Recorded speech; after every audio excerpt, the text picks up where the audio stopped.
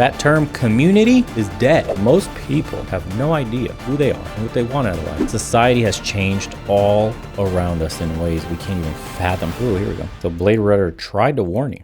Let's see. Does men falling in love with AI? Blade Runner 2049 is one of the most important films made this century because the movie asks some incredibly important questions about modern society and the resultant loneliness, with Blade Runner giving us an eerily realistic portrayal of how loneliness is created and enforced by the modern world. Across the main character's journey, he battles with the same forces that shape our current society, and at the end of the movie, you'll realize just how deep the message truly is. So to unlock these truths, we need to jump right into the movie. The film begins with a short backstory which sets up the context of the movie. We are introduced to the idea of man-made humans called replicants. They can have engineered physical and mental attributes far more advanced than evolutionary humans. But the corporation that created them couldn't control them and collapsed after large amounts of replicants went rogue and rebelled. This upheaval, combined with near complete ecological collapse, has left the world as a barren wasteland, being saved only by advancements in artificial farming spearheaded by a man called Wallace, a mysterious technocrat who has since created replicants that lack free will. The older replicants that still have free will and survive the violent rebellions are now hunted by Blade Runners. Blade Runners are police officers whose job it is to kill or retire rogue replicants. And the main character of this story is Kay, a Blade Runner who is a newer model of a replicant, and we're introduced to him in the first scene, as he flies in a lone car above a vast grey complex, and as he lands we see another man in a bright hazmat suit, who pulls some worms out of a dark liquid. Kay invites himself into the other— Oh yeah, boys. That bug sandwich. We're gonna start synthesizing these bug sandwiches. We're on the way. We are not too far. You will eat the bugs, and you will own nothing, and you will be happy. Hey, didn't you know that they're really dense in protein? Like, almost like meat. What do you mean? You can get gains, bro. Bugs are actually pretty good for you, but they won't be caught eating one. Now weird. Of a dark liquid. Kay invites himself into the other man's house, where they begin a tense conversation as it's subtly revealed that Kay is a Blade Runner and knows the farmer is a replicant. When the encounter descends into its inevitably violent conclusion, the farmer's superhuman abilities are obvious as he throws the other man through a wall. Kay soon gets the upper hand and scans the farmer's eye with a machine, confirming he's a replicant, but as soon as he's about to execute the farmer, he says something strange. Because you've never seen a miracle.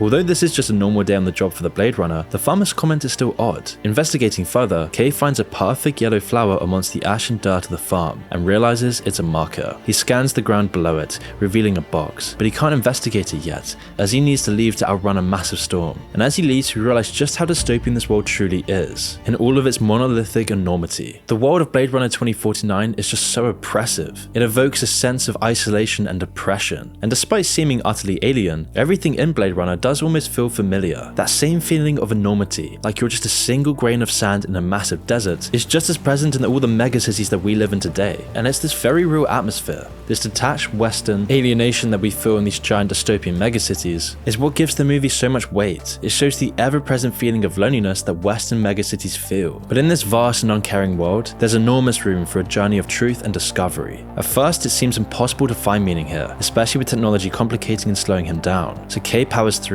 although the results of his journey are far from what you'd expect. In fact, Kay's journey is incredibly similar to the journey that everybody is forced to make today. And by studying Kay's journey, we can therefore learn a lot more about who we are and our place in society. But there's a lot of things standing in Kay's way, and they're the same things that stifle people's authentic desires and needs today. One of the ways that Blade Runner draws a very big parallel to real life is through its architecture. The buildings and landscapes in Blade Runner are manifestly horrid. Even seeing them briefly gives you a feeling of impenetrable loneliness and insignificance. And whilst they may be hauntingly beautiful from afar, living around these sorts of buildings is horrifying. That's why people living in megacities today are all too familiar with this feeling. The sense of dread that these concrete monstrosities permeate. Just the presence of modern architecture is enough to give a place an oppressive and grey atmosphere. This is true of nearly all of today's megacities, and only compounds the awful mental effect of scratching out a— That's why people like to go in nature and hiking and ground themselves. You ever walk barefoot out in nature? It feels actually very liberating. It puts you present in the moment. I don't think people even understand how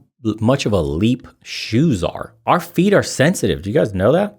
Do you understand how crazy it is when we invented shoes or footwear that we lost our connection with the thing we step on? That was a huge sensation that we lost. And that helps you be grounded, quote, grounded in the moment. You have to be mindful of where you step. You ever try to walk barefoot somewhere out in nature? You have to watch every little step you take. Living in the modern world, the bleak unnaturalness of this architecture is just incompatible with a happy, fulfilling life. And that's why in Blade Runner, this brutalist architecture is matched by the brutal lives of the people that inhabit it. And we'll see what I mean throughout the rest of the film, because in the next scene we learn that the Blade Runner's name is Officer KD6, or just K. He lives a very harsh life of violence, which is only made worse by the constant harassment K gets for being a replicant. They occupy a much lower social class than organic humans, acting as slaves or tools for naturally born humans. K is forced into complete subservience to his boss, following her every command to the letter. Are you telling me no? I wasn't aware that was an option, man. Attaboy. If he shows signs of deviancy like emotion, he'll get retired just like the farmer. This is then enforced through a strange hypnotic test that measures his emotional reactions. Kay takes this test after the job is done, but after a nervously long process, he gets through fine and is allowed to go home. And even though he doesn't really know it yet, this is the first part of Kay's journey towards truth. And weirdly enough, this links in with the color scheme in Blade Runner, because the key scenes in this film are yellow, and this is often seen as the color of truth and the right path, whereas red only leads Kay astray. The yellow flower is the first part of Kay's heroic journey. This is his call to adventure, and is all a part of the concept of the hero's journey. Now, this concept was first laid out in full by the psychologist Joseph Campbell, and it's made up of 3 overall stages which each have their own different parts. First, the hero is given the call to adventure, whether it's figurative or literal. They refuse the call at first until they're given aid by a mysterious figure and learn more about the lie they're living in. But an overwhelming threat forces them out of their usual world and into the unknown. Across this journey, the hero is forced to make hard decisions and sacrifices. But during this time, they also learn the meaning behind their life, whether it's because they're the mythical chosen one or they have something unique that the world needs. Regardless, this is the path to following your destiny and eventually reaching truth and enlightenment, which the hero can use to defeat the main threat and find their place in the world. And for Kay, this all begins with the yellow flower, but it's the next realization that will really set the ball rolling. But to understand this next realization, we need to understand the lifestyle of Kay. Kay is a representation of the average lonely man in society. He lives in a dingy apartment in poverty, and when he comes home, we hear his girlfriend shouting from another room. Okay, it's ready. I hope you're gonna like it. Whose name is later revealed as Joy. But Joy isn't just a normal girlfriend, she is simply sentient AI, with her only physical representation existing as a hologram. She's not even real. There is no real deep connection, she's a program, but This is the scariest part of this movie right here. Because of replica AI, we already have that right now where people are basically falling in love. I have that video coming out soon. I don't know if I even put it up yet. I have it. Where they're falling in love with an AI. A shitty AI, by the way, that's like not even optimized that well, but still well enough to fool some stupid lonely ape. And that ape will spend money because you can buy premium versions of your AI. It's a cash grab on male loneliness. What's new in the world? They're going to have men who don't know any better buy replica style AIs. This is so far advanced what you're seeing here.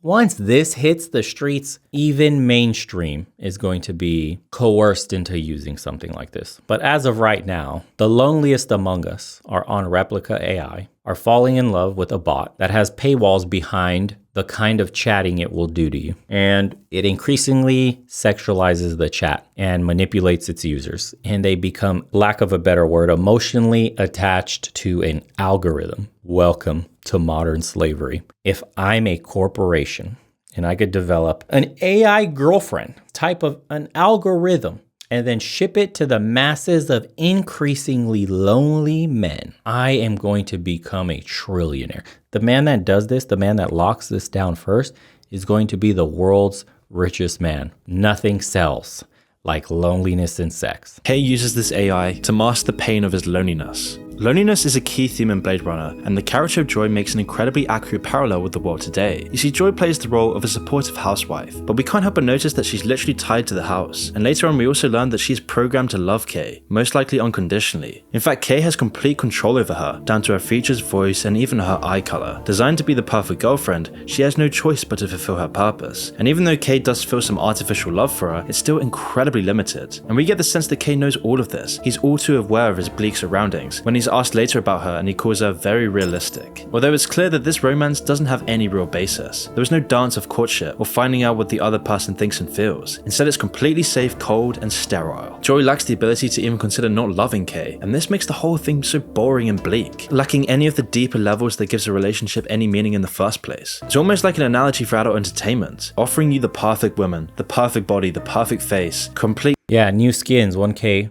1,500 a piece. Who knows what it's going to cost? You could build your perfect little AI girlfriend or wife, and a simp, a bug sandwich eater, a Ted will pay for it. And they do the job of the corporations on selling themselves and coping with the decision. Well, it's better than dealing with a real woman. That's what they're going to say. Well, at least she'll never cheat on me. You can't make this shit up, man. They do the work for the corporations. They're selling themselves on the product. Get ready. It's inevitable. Quick gratification, all in exchange of a horrible, lonely, long life. But even without considering the question of free will, Joy serves as a reflection of our society as well. Her role is to keep Kay complacent and smooth out his awful life. She's to anchor him down, to make him never fulfill his purpose, and to keep the ever-present loneliness and horribleness of Kay's world from getting to him. But at its core, it's all inauthentic and imperfect. By the way, once this gets a few more iterations, O-fans and all the chicks on there are going to get absolutely destroyed. You're going to create the perfect bot that could respond perfectly to every comment, that can make a personalized response, no less, and actually act like they care about the man on the other side, which is all O-fans is. It's therapy for lonely men. It's a pretend girlfriend they pay for monthly. That's what it is. At the root of O-fans, it's a bunch of lonely men that are willing to pay for any shred of the girlfriend experience, any acknowledgement from the opposite sex. That's what it is. An AI can do that job far better than the women on there. Women are on a clock. This is going to, and then the AI can replicate any scene, anything you want. It'll do anything you ask it to do. It's not gonna, and then it'll ask you to pay extra just the same, but it will never say no. There isn't a line. There isn't some shred of decency and respect. The AI will do whatever nasty thing you want it to do, whatever your brain can think of, and you will pay every single penny to see it. Bug sandwich.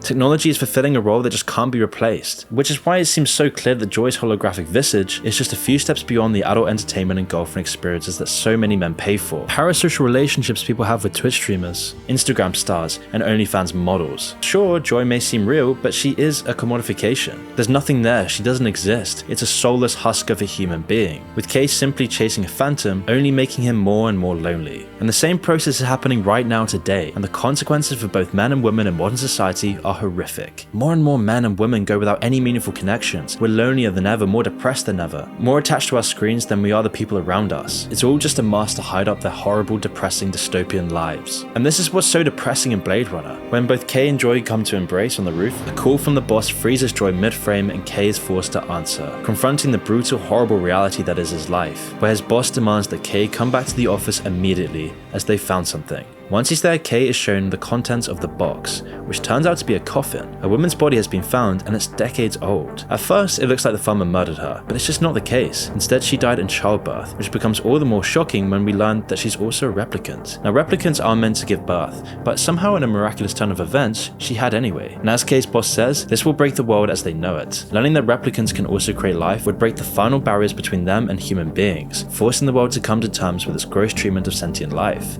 But all of this can be avoided if Kay hides up the evidence and finds the child as soon as possible. And this setup brings us to Kay's overall quest in his journey to find the mystery behind this child. This is Kay's program purpose. So Kay goes to look up the genetic file of the baby, but just as he finds it, he's greeted by a new character called Love. Now Love is also a replicant and works for Wallace, the shadowy figure behind all of the new replicants, the hidden technocrat running society. Love does give him some info, but it's all fractured and muddled. You've got a little boy, shows you his butterfly collection. Lost the kill jar. I take him to the doctor. But eventually he gets the name Deckard from a recording that was made, and using this info, Kay talks to an old colleague of Deckard's, who also gives him cryptic information. Love, who is updating Wallace on what happened. Now Wallace is a crazed megalomaniac, comparing himself to God. He's the hidden elite, the top 0.01%, and behind his virtuous veneer, Wallace has very dark plans for the future. He hopes to create replicants that can give birth so that he can create a self-replicating population of slave labor for humanity's expansion. And he's created a new model of replicant, but still hasn't unlocked the secret. And in a grotesque display of power and cruelty, he bursts one of the new models then kills it. As lives mean nothing to him, it's all about more power and more greed. And all of the people around Wallace are programmed to love and obey him. They have no choice. And that's when Wallace reveals that he knows about the replicant child and tasks Love to find them as well. But Wallace isn't just the main antagonist for Kay though. He represents a much larger and more expansive force at work in society. Now the habitus is a concept derived by sociologists to explain how society molds people. When someone is born, they are immediately subject to the attitudes and viewpoints of the people around them. This process of absorption turns them into a reflection of this process and the values that have been instilled within them. But when a society degenerates and people feel no connection to the society around them, it also feeds into this process. Acts of isolation, violence, sexual deviancy build up until eventually the habitus has been changed, twisted by the values that are false and detrimental to the people within it. And that's why Wallace exists as a personification of this twisted dystopian habitus, forcing people into roles that are predetermined, roles that are corrupted at the core. And this has the same effect in Blade Runner as our own world. People are unable to find meaning without proper guidance how to live authentically. We look up to false idols, self-help gurus, and any quick fix for our purposeless lives, with our society forcing people into roles they never really wanted, but were pushed into this horrible isolating box, inevitably leading to loneliness and despair, as people search for some hidden meaning but are unable to ever find it, because they can never see outside of the box they live in. But there's a problem for Wallace and the habitus. Eventually they will die. Eventually society will change. And when that happens, both the habitus and Wallace will be unable to force their own will on replicants and society as a whole. So Wallace searches for a replicant that can give birth, and if he can achieve this, then he will gain mastery over people's free will and purpose forever. And so the child that Kay is searching for will in fact unlock this hidden secret. And so the race is on, and Love hires some replicant prostitutes to get whatever information they can out of Kay. So 3 of them walk over to him whilst he's looking at the pictures, and they catch a quick glance before he notices. 2 of them back off when they realize that Kay is a Blade Runner, but the 3rd one strikes up a conversation, and it's clear within this short conversation that Kay's loneliness is at the forefront.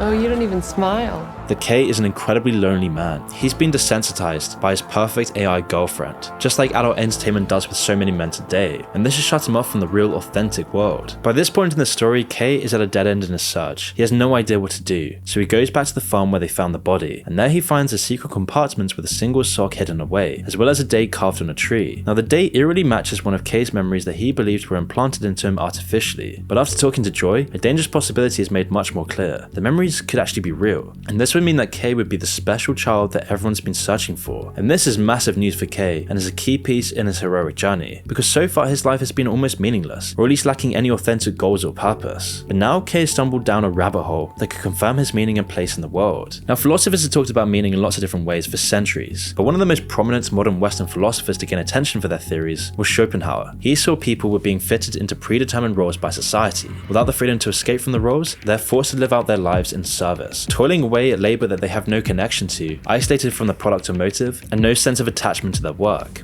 And this forces people to ask the questions of where the meaning of life comes from. And in both the world of the Blade Runner and our world today, this seems to be an increasingly pressing problem. And in Blade Runner, this analogy is literal. Replicants are designed for and made to fulfill roles that don't give them any fulfillment or purpose, but to fulfill their slave master. And the same is true in the real world, though not in such a literal sense. Even if technology hasn't stripped people of free will like in Blade Runner, it still put them in a box, where we're forced to toil away for a system made up of billions of people, a system that's almost too large to notice or care about the individuals it's made up. But in finding out that he might be the mythical child. And essentially it's this: go to school, then go to college, study hard, get a job, get married, work for a company, die. That's the plan. That's the disconnect. Society has changed all around us in ways we can't even fathom because time scale.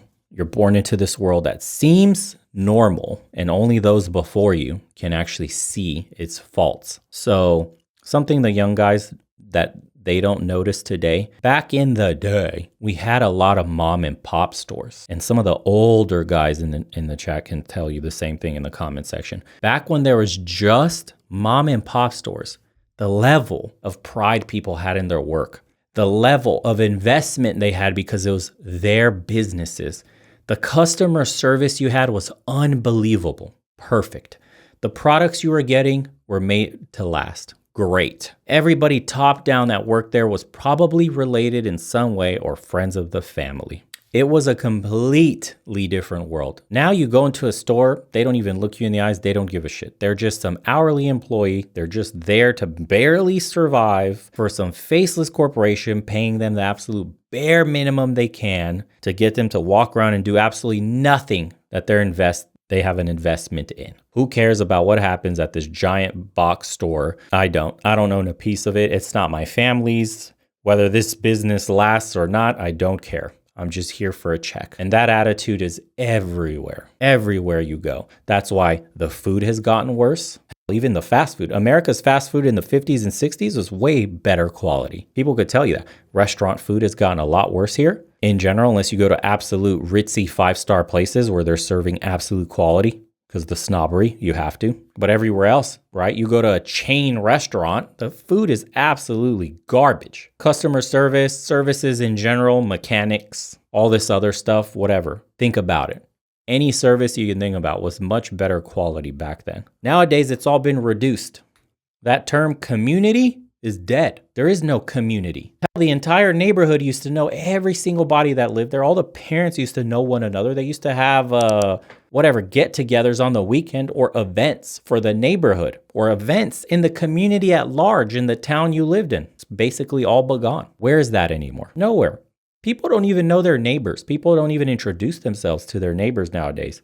If you live in an apartment, you probably don't know the guy across from you or left or the right or below you or above you. You mostly do not even engage with any of your neighbors. You have no idea who anybody is, yet they live next to you. And then you wonder why people search for what is the meaning of life. Why am I working so hard for nothing, to be isolated from my own neighbors? Nobody talks to one another. I just live to work and die. That's it. You wonder? You wonder why we have all this dysfunction in society today from all these people that are mentally stressed more and more from this kind of modern social isolation. People are unhappier than ever before. People are on pills more than they've ever been just to cope with living, just to cope with being alive. Yet you go to some third world country, they're not on 100 pills just to survive day by day. They don't have the mental illnesses that we have here at the rates we have here. It's only getting worse. Out of a replicant, Kay has been given a glimpse of light, a chance to escape his meaningless existence, with the film showing that there is a way out of Schopenhauer's pessimistic view of the world, and Kay is going to do everything he can to hold onto this hope. So Kay goes back to his place where he had the memory linked to the date, and what he finds only confirms his belief. The same wooden toy in his memory that he thought was fake is still there, and once he's retrieved it, Kay is hit by the realization that he is special, and that he has a higher purpose to work towards, which is only reinforced by Joy, who gives him a real name. And to confirm this theory even further, Kay goes to check whether his memory is an implant or not. To do this, he heads to a specialized lab where the woman responsible for creating replicant memories lives. She's immunocompromised, meaning that she can't leave her room and has been there as a child. So she watches Kay's memory with tears in her eyes and tells him that it's all real. What he remembered really did happen, and his life really does have a greater meaning. Up until this point, Kay had been holding in all of his emotions, but when Kay learns that his memory is actually real, it's all too much. It means that he is the replicant child and that his life as a Blade Runner is all a lie. And this knowledge is all too much for Kay, who lets out years of raw, pent-up emotion in one short outburst.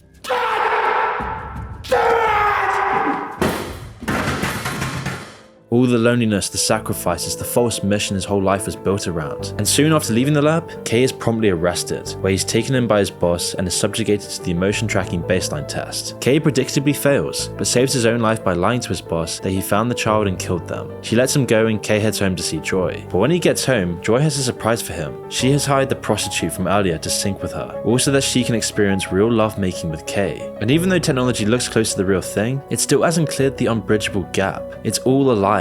It's just another form of instant gratification that's holding Kay's life down, all for the benefit of the powerful few. And so just before the prostitute leaves, she places a tracker on Kay so that Wallace can follow him. And suddenly Kay is on a timer. He knows the authorities are tracking him down, and before he leaves, he transfers Joy to the portable device and erases her from the house, so that her memories can't be mined for information on Kay. This means she's tied to the device. If it's destroyed, then she will die with it. Love then shows up to the apartment shortly after, and finds out that they've disappeared. Meanwhile, Kay finds out that the wooden toy he found was from Las Vegas, which is now an eradicated wasteland. Love next goes to see Kay's boss, but kills her when she tells him that Kay killed the child as nowhere to be found. And after hacking into the computer system using her dead body, Love learns that Kay is in Las Vegas, but Kay is still ahead of her and makes his way to the ruined city, where he finds Deckard, who Kay now believes is his father, where they talk and discuss the mother of the child, a replicant called Rachel. But before they go any deeper into the discussion, Love shows up with backup, kidnapping Deckard and leaving Kay for dead, who is heavily wounded, but not before Love kills Joy by stepping on her portable device, killing the only strand of his past life. Kay is now completely alone, although is luckily rescued and taken in by a shadowy secret society of replicants. The woman who planted the tracker earlier is there to welcome him, where they tell Kay about their plans to rebel against humanity and free themselves of Wallace and the government's control. They even tell him to kill Deckard to stop Wallace learning about the child. But what's more important for Kay is the information they have for him. Rachel had a daughter, not a son, which means that Kay isn't the chosen one. The memories he he had were implants from the real goal. Kay doesn't have a predetermined higher goal to strive towards. It was all a facade. Instead, he's only one person in the world, and his whole journey up until this point has only been meaningful insofar as it helped other people on their journeys. His life has been meaningless for himself. He has been a slave, and this realization breaks Kay down. It's the total reverse on what his whole journey was about. But this doesn't just represent the end of Kay's journey, it also means the end of his world, his identity, who he is. Kay's meaning has been founded on the belief that he is special, that he matters for reasons completely outside of his control. But without this foundation to structure his identity off of, Kay's world is crashing down. He's even lost Joy, his only companion in life. So as Kay steps outside, we're treated to one of the most powerful scenes in the movie, where a massive hologram of Joy appears in front of Kay, telling him that she can help with his deep-seated loneliness. But this isn't actually Kay's Joy, this is just an advertisement. But even without knowing anything about him, the hologram calls Kay Joe, only further confirming the feeling that Kay's life has been built on lies. Joy's love for him, and even what she said in their most intimate moments were all designed and created by someone else. It was all fake from the beginning. And this one realization drives home Schopenhauer's pessimistic view of meaning. The only thing that has meaning is the struggle to exist. Schopenhauer calls this the will. It's simply the spirit and people that keeps them moving forward. Surviving is the only goal for the will, and once you die, there isn't any way to know what your life was like.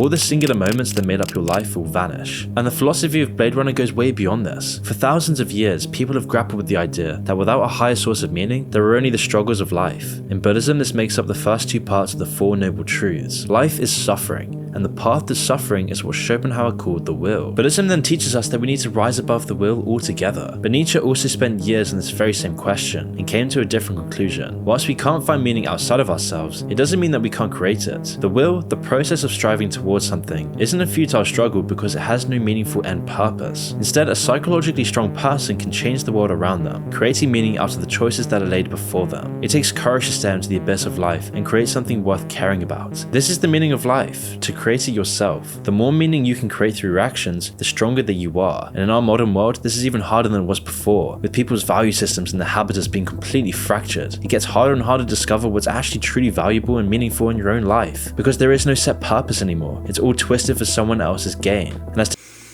Yeah, I've read that this generation especially that's been born into social media, in the moment they get a tablet or electronic device, never really gets a moment to think for themselves and discover themselves from the moment they're born, essentially, because the way the world is today, corporations, the government, whoever, they're getting their information from mainstream media, whatever, is who actually controls them and creates and molds their identity. If you're a small child today scrolling through TikTok, your identity is molded by that algorithm that caught your attention on a certain video. And now that's all you watch is videos like that. And now that becomes your identity and who you are and how you move in the world and what you want in the world. If all you see on Instagram is flashy cars, $1 million mansions, men getting hot women, taking them out on yacht parties, buying them bags, right? You see this as a woman, you think that should be your life. You don't even think who am I? Who am I? Outside of my phone and the internet, who am I as a person? What do I like to do that hasn't been shown to me by a device, by a screen? Most people don't have an answer. The younger generation, they have no idea who they are, what purpose is, what their purpose is, what they should do in life. They're, like Strength said, sedated. Everybody is sedated in one way or another. This is why, for some people, hiking is so powerful. Hell, I think the rise of psychedelic use in therapeutic sessions, that's another thing that completely disconnects you and makes you present, or where you experience ego death, right? You finally shed yourself and are able to think about who you are, what you actually want, their path in life, and what you want to do. Yeah, most people are living lives, whether drilled through their parents, wanting you to be a doctor or a lawyer because, you got to get money. You got to do this for the family, right? You got to be the pride of the family, or a corporation, or what your friends think is cool, or what you see on social media.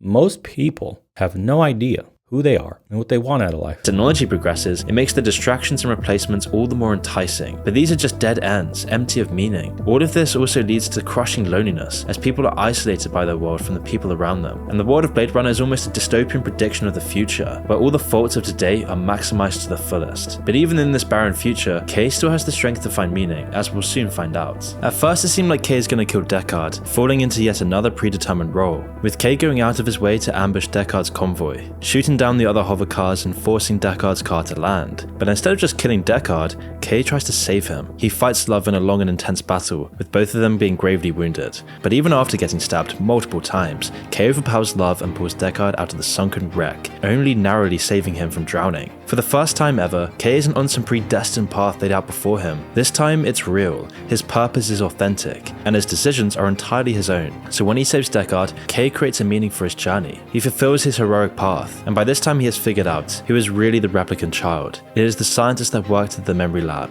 Her tears were never for Kay, but because she was seeing her own memory. And when Kay brings Deckard to see his daughter, the journey is complete. All of his struggle and loss and suffering have reunited the child and their father. And it's in this act that Kay finally feels fulfilled. He's discovered the meaning he's always been searching for, and in a bittersweet ending, Kay succumbs to his wounds. But at the end of his life, he finally got to understand what it's like to live for something real. And that's why Blade Runner is such a massive movie. And of course, lots of its details and themes are left up to interpretation. But what is very clear is its ability to give us a window into our modern world. The purpose, the loneliness, the meaning of our place in modern society. Which is why the questions that Blade Runner asks are integral to understanding our place in the world. And as time passes by, the message of the film will only become more and more important. Spoiler alert for anybody that hasn't seen that. Definitely you need to watch them. Blade Runner is sick.